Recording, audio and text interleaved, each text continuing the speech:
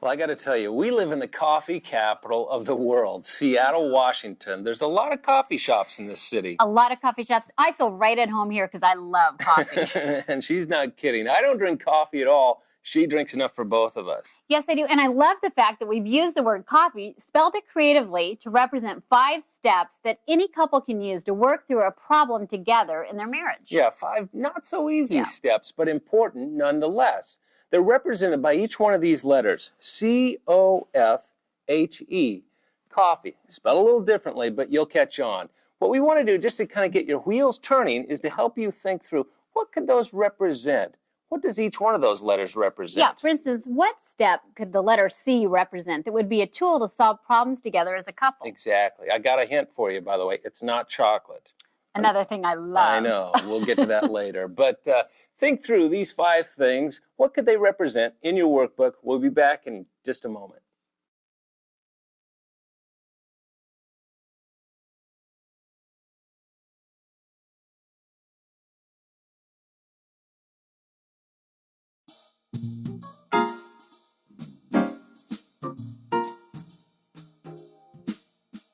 With each passing day, I love you more.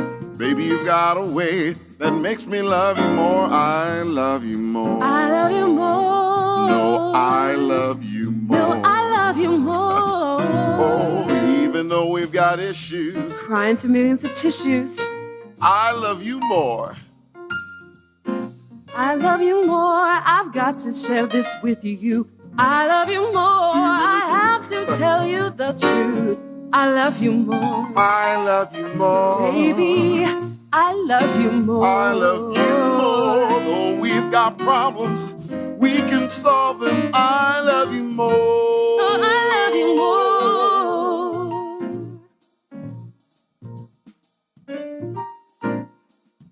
You know, in the first session, we talked about how love isn't enough. And so we were kind of on a quest because we thought, you know, what does it take to sustain and grow a marriage when you're facing some major problems if love isn't enough? What would it be that makes a difference? We really felt like we wanted to go and learn from couples that had faced some pretty interesting problems, things that, you know, surprised them.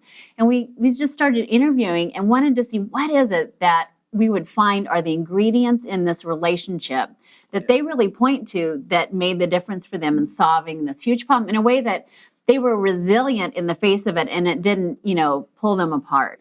And as we began to kind of put them into some form that was accessible, we came up with this acronym of coffee. Now, the first one of these, the letter C, stands for Commitment. What we saw manifested in these couples was this amazing sense of commitment. It was just an unquestioned, unshakable kind of thing. Yeah, it was that ability for them to say, in spite of all the uncertainty in my life and all this stuff that kind of swirls about me, in spite of that, I'm going to make one thing rock solid, and that's my relationship with you. And, you know, this is that willful part of love. This is that part of love that truly is a decision. It's not about your hormones, your emotions. This is that part of love that you make a decision, a commitment to. And so let's talk briefly about commitment. And what does that mean to you guys? And how does it evidence itself in your lives? You know, years ago, we had a friend that said the only way you really lose is if you quit. And I've always used that with our relationship. And if I don't quit, eventually I'll get a different perspective on what's going on and we'll make it through it. But we found it's helpful as we, you know, from time to time, we'll go to a marriage encounter, we'll do different things, you know, and get fresh input into our marriage, you know, so that we're not stuck. And the other thing is that we have to have a commitment to build other coping skills to be able to cope as we both change. Ken tells me anytime we have a fight, it's so assuring to hear him say, I don't care, I'm not giving up, I'm not quitting, and I'm not going to leave, period. And so I know that no matter how mad I get at him or he at me, that he's not going anywhere. And as a wife, just to hear that, I'm not quitting, I'm not giving up, is so assuring and comforting for me. But I think that when you're in those heated moments, you start thinking, I don't deserve this, I deserve better, or life looks so much better, you know, on the outside or on that other side, the, you know, the green pasture philosophy. And when you've gotten to that point of you get through that trial and you go to that next level, oh man, it is so sweet. It's like the mountaintop experience. I have a lot of friends who said that the grass looks greener on the other side. And I had a friend of mine tell me the reason why it looks greener is because it is actually astroturf. It's not real. It's not real. It's not real. And I've always remembered that. And that has spilled over into our commitment. But our marriage, we have been tested severely. Sometimes your emotions, I never thought I would say, I don't want to be married to you anymore. But I have said that to her. Okay, over the 25 years. We've gone through tough times. It's been that way. Did we make a mistake? I'm telling you, it's too bad. Commitment is that epoxy glue, right? That's what keeps us together, and it's the willful part. What does O stand for? O stands for ownership. And here's something that really emerged from these couples. They would have problems, even in some cases where you could really, point to one of the spouses and say, okay, this really started with you, But these couples did not stop there. They weren't blaming. And it was this remarkable quality of them just taking joint ownership, no matter whose part created the problem, we're both a part of the solution. It just stood out. It was such a resilient quality, and it was so different than some of the other stories. Yeah, every competent marriage therapist knows that whatever the problem is that a couple's dealing with, it's not one person's problem. There's a system that sustains it. And what does that mean to you guys? Owning your piece of the pie. I think it's about looking in the mirror. Whenever there's a problem, you always got to look in the mirror and look at, well, how have I contributed to this? It's not blaming any one person, because I think it takes two for a problem to arise, but it also takes both of you to solve it. I do not take ownership. Ken does, and which is funny because I'm the softer one and he's the, rough guy. But he's the first one to say I'm sorry and the first one to come to the table. And even the thing that is very humbling is when I actually started it, but yet somehow he'll come around to say, if that's what you thought I was saying, I'm still responsible for the perception, because perception is reality, and I apologize. And then I'm like, it's me that caused this, and yet here he is coming 80%, not 50. And that's a great example, because that's what will short circuit. Ownership immediately short circuits that, because it only takes one of you to say, hey, you're right. I'm the oldest in my family. I was very close to my mom. So we didn't have the boundaries, that kind of thing. Right. And so Cheryl and I, in the first month, we lived with my parents, which I wouldn't advise for anyone to do that, but we did. And there was an incident where it was an intense incident where her and my mom had an exchange. I mean, here's my mom, here's my wife, and they're going at it, and I'm standing in the middle, and I don't know what to do. And so I didn't do anything, which was not the right thing.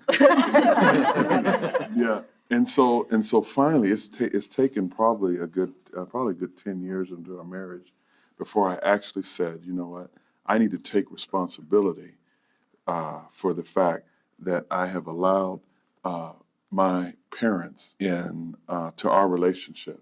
It's amazing, isn't it, what ownership will do in a situation I was like just thinking about one of the things that I whine about is if I start feeling like Les is too busy and we're getting distant, and I always want more intimacy, and so I'll just get frustrated with that, and for the longest time then I go nag him about that, which makes it so inviting.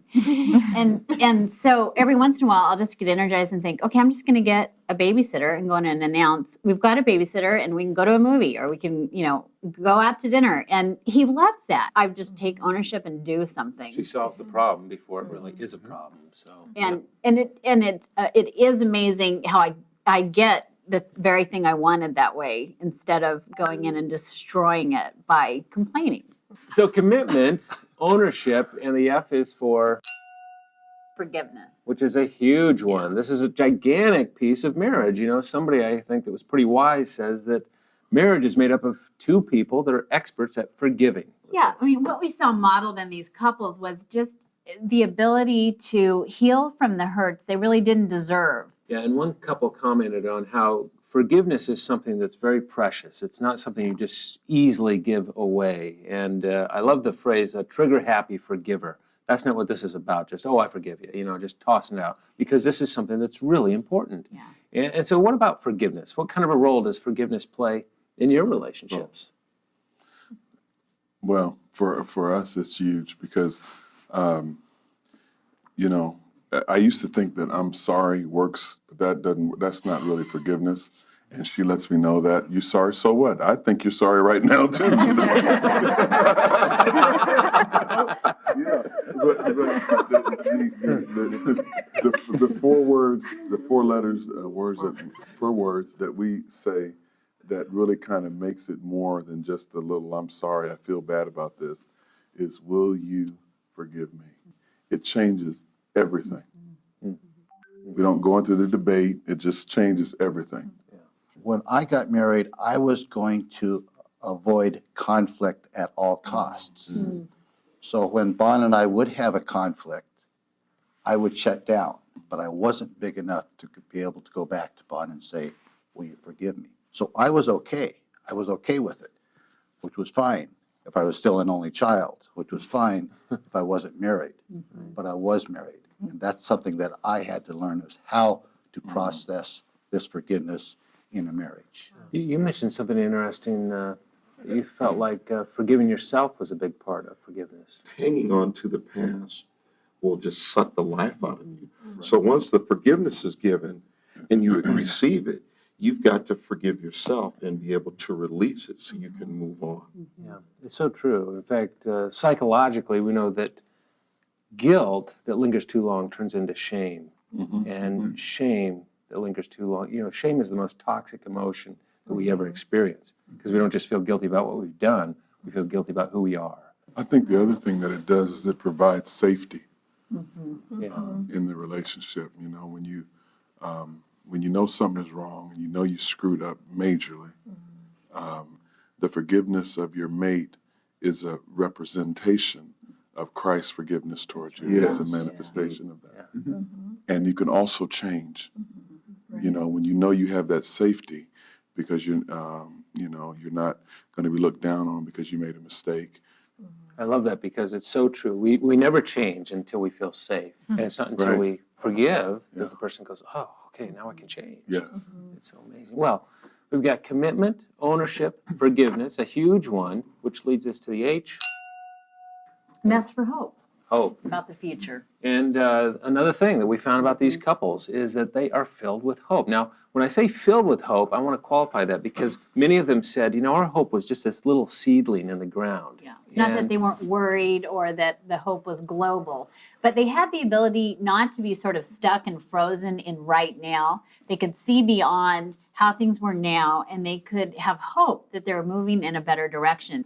Now, we've never done this before, but we just thought it'd be interesting to draw, as a couple, something that would represent hope. Go ahead and take those. But draw something that would represent hope in your relationship.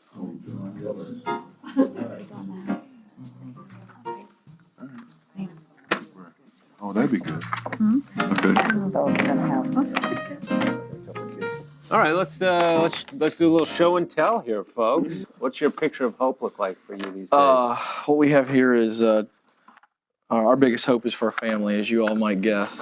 So we have my horrible house drawing. This is us and the kids playing, and then this is a big tree in the backyard with money growing on it.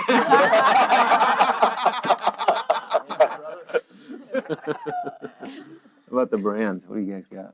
This is India, and next January, we're going to go with a few other couples to teach some clergy families and their children. So we're looking forward to that. It's something we're going to do together. We're going to plan our teaching together, and it'll be great. We just saw the sun is light. We just feel really hopeful about the future itself.